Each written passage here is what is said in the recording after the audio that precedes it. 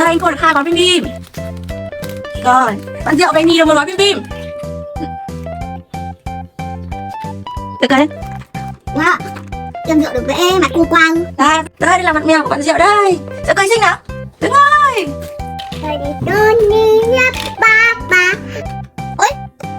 Ôi, hai cần câu gặp nhau rồi. Trò chơi câu cá có quà. Xin chào các bạn. Chào mừng cả đây Nhi. Hôm nay mình chơi câu cá nha. Ok nhá, bây giờ hai anh em cùng câu cá nhá. Ai thắng sẽ được 2 gói bim bim nào. Hai anh em câu đi. Tài quá, hai anh em tài quá. Nó còn đang vẽ vẽ đây nè. Cố lên. Vậy Khôi câu tài quá. Khôi giờ câu tiếp đi con.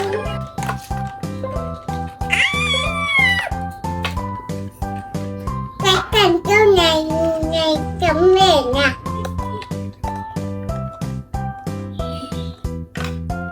Rồi giờ tài quá.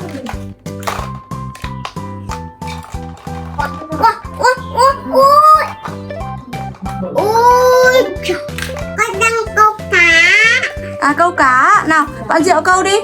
Bạn Diệu câu. Wow, Diệu câu tài quá. Các bạn nha. Đúng rồi. Ôi, hãy cẩn thận. Ôi, được một em nữa này. Tài quá. Diệu câu tài quá. Rồi Diệu nhấc lên đi. Ôi, con cá. Đúng rồi, Diệu nhấc lên đi nào. Rồi. Ôi, con cá nào. Rồi câu vào nào. Diệu tài quá. Khôi đếm được bao nhiêu con? 1 2 3 4 5 6 7 8 9 10 11 12 13. Rồi được Diệu đếm nào. 1 2 3 4 5 6 7 8 6. Rồi em Diệu là 6 con. Nhật và anh Khôi thắng nhá. Hoan hô anh Khôi nào. Diệu hoan hô anh Khôi đi. Rồi Khôi được 2 gói bim bim nhá. Ok. Đây anh Khôi được 2 gói bim bim. Rồi bạn Diệu về nhì được 1 gói bim bim. Rồi bây giờ chúng ta sẽ câu hiệp 2 nhá. Hiệp này ai thua sẽ bị vẽ mặt mèo nhá. Ok không? Ok nào, câu đi nào. Anh Khôi vẽ mà bè xong mình oai không? Đúng rồi. Nhìn con cua. Tới rồi. Rồi. Bắt. Để bắt luôn. Mẹ, con câu được con cá nào vào một con cá nóc này của Thảo ơi. Cua ơi, anh Khôi tài quá. Ai vẽ mặt mèo nhỉ? Đúng rồi, ai vẽ mặt mèo nhỉ? Này. Con cá này. Con cá ngựa này. Đúng rồi. Diệu phải cẩn thận chứ Diệu. Anh Khôi phải cẩn thận chứ. Anh Khôi. Diệu ơi, anh cẩn thận rồi. Chính xác. Rồi Diệu tài quá. Nào. Con sẽ câu được con cá sấu. Dạ sẽ câu được con cá sấu. Ôi. Cái đi. 2 cần câu gặp nhau rồi. Rồi. Dạ. Rồi Diệu tài quá. Ui. Để con câu được nhau vậy. Yep.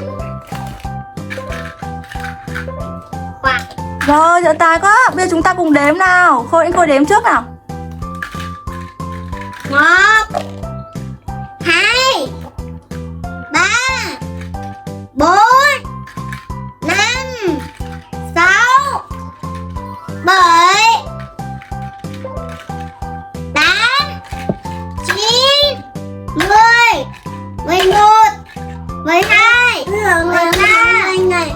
14. Nào đến lượt Diệu đếm nào. 1 1 2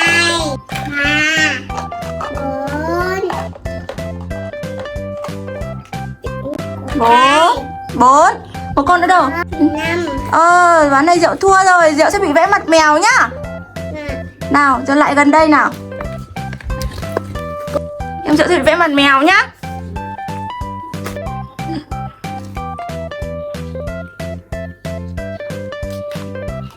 Diệu cười lên. Wow, em Diệu được vẽ mặt khu qua. Đây, mặt mèo. Đây là mặt mèo của bạn Diệu đây. Diệu cười xinh nào. Đứng ơi. Nào. Bây giờ mẹ sẽ hỏi hai anh em xem ai trả lời nhanh nhá. Cá gì đây? Cá gì hả con? Chính xác. Diệu chính xác rồi. Diệu được một con này. Đây con cá gì? Cá sấu chính xác. Đây là con cá gì? Cá đuối chính xác. Nào tiếp nào. Thế đây là con gì? Con sao biển. Không phải sao biển. Sao biển ở dưới nước đây. Con sò gì? Con sò. Chính xác. Diệu nói đúng rồi. Đẹp. Chính xác là điểm. Nào đây là con gì? Con cá đuối. Không phải. Tôm. Chính xác con tôm. Nào thế đây là con gì? Con cá kiếm. Cá heo. Đây là con cá heo Khôi nhá. Con cá gì đây? Con cá ngựa. Chính xác. Khôi được một con rồi. Con cá. Con gì đây? Chính xác. Con gì đây? Con cua. Rồi. Con cá gì đây? Con cá nóc. Chính xác. Tôi đi lắp ba ba. Xin chào các bạn. Hiện tại các bạn đi ra cùng con